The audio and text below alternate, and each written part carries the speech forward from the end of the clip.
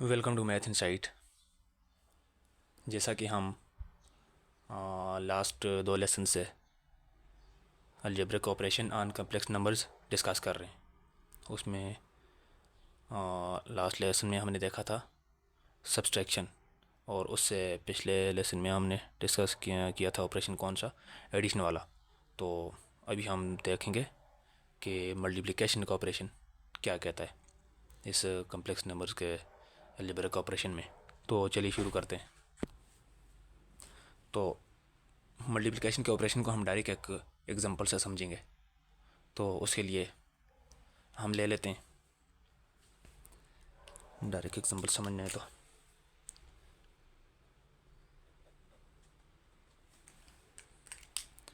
उसके लिए हम ले लेते हैं दो कम्प्लेक्स नंबर ले लेते हैं। जी1 को हम कुछ मान लेते हैं। जी1 मान लो कि 2 plus four iota plus and G2 ले लेते हैं 1 प्लस 3 आयोटा, कुछ भी ले लें। अब यहाँ पर मैंने इनके ऊपर ब्रैकेट डाल दिए। ब्रैकेट डालने की कोई ज़रूरत नहीं है। तो देखते हैं मल्टीप्लिकेशन क्या कहती है।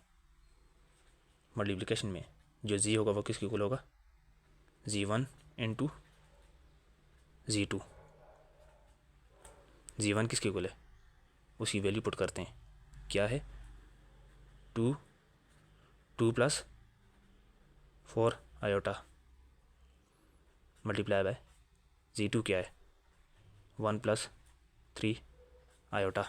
अब मल्टीप्लिकेशन के ऑपरेशन को समझने के लिए एक अहम बात कि यहाँ पर हर रियल पार्ट इमेजिनरी में भी और रियल में भी मतलब कि ऑपरेट होगा। इमेजिनरी रियल और इमेजिनरी दोनों के साथ मल्टीप्लाई होगा। इसी तरह रियल भी इमेजिनरी और रियल दोनों के साथ मल्टीप्लाई होगा। तो शुरू करते हैं। सबसे पहले ये हम देखें 2 मल्टीप्लाई बाय 1, 2 प्लस है तो plus 2 multiply by 3, 6 iota, iota का iota, plus 4 iota multiply by 1, 4 iota, plus है तो प्लस 4 इंटू 3 12, 4 के साथ भी आयोटा, 3 के साथ भी आयोटा, तो क्या हो गया, आयोटा स्क्वायर। अभी फर्दर किसके इक्वल हो गया, 2 plus 4 iota plus 6 iota, 10 iota, plus 2 iota square किसके इक्वल था, -1 के, तो -1 किसके इक्वल हो गया अभी, 2 प्लस 10 आयोटा, अभी प्लस नहीं होगा क्योंकि 2 -1 से मल्टीप्लाई हो रहा है, तो क्या आ गया, -2। अब ये किसके इक्वल हो गया, 2 - 2 0, 0 प्लस 10 आयोटा, जी इसके इक्वल हो गया। और इसको यूँ लिखेंगे, जस्ट 10 आयोटा,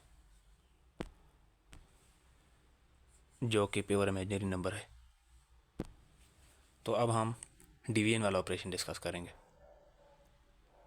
तो उसके लिए हम इसको जनरलाइज फॉर्म में समझने की कोशिश करेंगे और फिर उसके बाद एग्जांपल पे जाएंगे। तो शुरू करते हैं।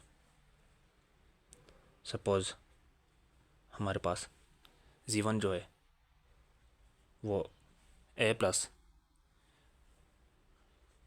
बी आयोटा के इक्वल है, और जी2 जो है वो सी प्लस डी आयोटा के इक्वल है। अब जी किसके इक्वल होता है डिवीजन में, जी1 अपान जी2। अब यहाँ पर जी1 और जी2 की वैल्यू पुट करेंगे। तो देखते हैं जी वन क्या है, A plus B iota, A plus B iota upon G two क्या है, सी प्लस डी आयोटा।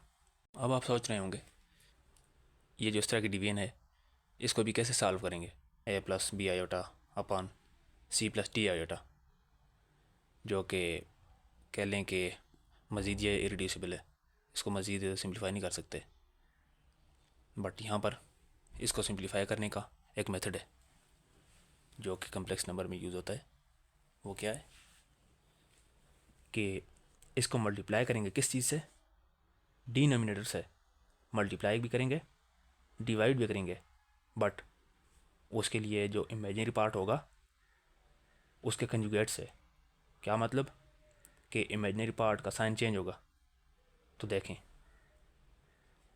सी माइनस डी आयोटा, तो मैंने क्या कहा था कि मल्टीप्लाई और डिवाइड करेंगे डिनोमिनेटर से, बट जो इमेजिनरी पार्ट होगा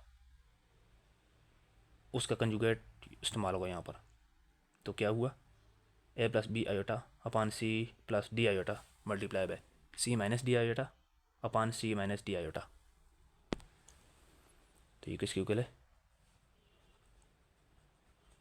ए plus B iota into C minus D iota अपान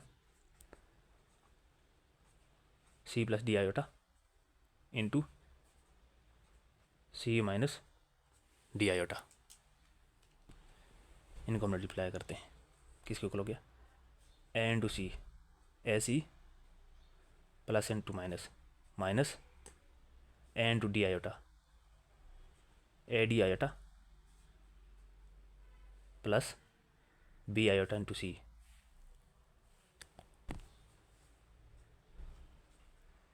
B C iota plus into minus minus B iota into D iota, B D iota square upon C into C, C square C into minus D iota minus C D iota plus D iota into C, C D iota plus into minus minus D iota into D iota, D iota square, sorry D square भी होगा क्योंकि D दो बार, D iota into D iota किसके equal हो गया, D square into iota square. Further देखेंगे ये मज़ीद सिम्प्लीफाई नहीं हो सकता, तो इसको एज इट इज़ लिखेंगे, A C minus A D iota plus B C iota. हाँ यहाँ पर आयोटा स्क्वायर आ रहा है, तो आयोटा स्क्वायर हमने क्या देखा था, आयोटा स्क्वायर किसके इक्वल है, -1 के इक्वल है, -1 है तो यहाँ पर भी माइनस है, तो माइनस माइनस क्या हो गया, प्लस हो गया, तो ये फर्दर किसके इक्वल, प्लस बी डी, नीचे सी स्क्वायर, आगे C D iota plus C D iota, तो ये इसके साथ कैंसिल हो गया, तो आगे हमारे पास क्या बचता है, minus D square iota square, iota square किसके इक्वल था, माइनस के इक्वल था, तो माइनस इंटू माइनस प्लस, तो क्या बच गया, प्लस डी स्क्वायर। अब हम इनमें से रियल पार्ट्स अलग करेंगे और इमेजिनरी पार्ट्स अलग करेंगे, तो क्या होगा, ए सी रियल पार्ट है, बी डी भी रियल पार्ट है, क्या करेंगे, A C plus B D plus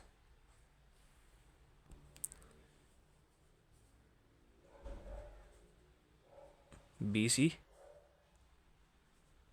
minus A D, ये इमेजिनरी पार्ट है तो आयोटा, आयोटा कॉमन ले लिया इनका, नीचे क्या आ जाएगा, सी स्क्वायर प्लस डी स्क्वायर। यहाँ पर एक और काम करते हैं, देख लें क्या कर रहे हैं, A C plus B D real part, यहाँ पर माइनस कॉमन ले लेते हैं, फिर ए डी पहले आ जाएगा क्योंकि माइनस कॉमन लिया है, तो फिर बी सी माइनस हो जाएगा, माइनस बी सी आयोटा का आयोटा, नीचे क्या है C square plus D square.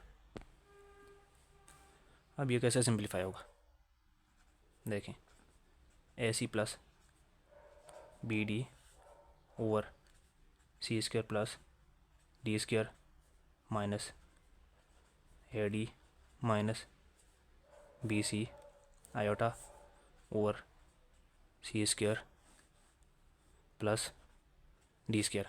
ऐसा क्यों लिखा, क्योंकि ये जो है C square plus D square denominator में ये रियल पार्ट के नीचे भी है और इमेजिनरी पार्ट के नीचे भी, तो इसलिए हम इसको अलग अलग लिख सकते हैं। तो अब इसको हम कंसीडर करेंगे रियल पार्ट और इसको इमेजिनरी पार्ट। अब हम माइनस को ख़त्म करना चाहते हैं, हम इसको ए प्लस बी आयोटा या आयोटा के फॉर्म में लिखना चाहते हैं, तो यहाँ पर प्लस लाते हैं तो देखें क्या होगा, A C plus B D upon C square plus D square, plus का मान लिया क्या हो जाएगा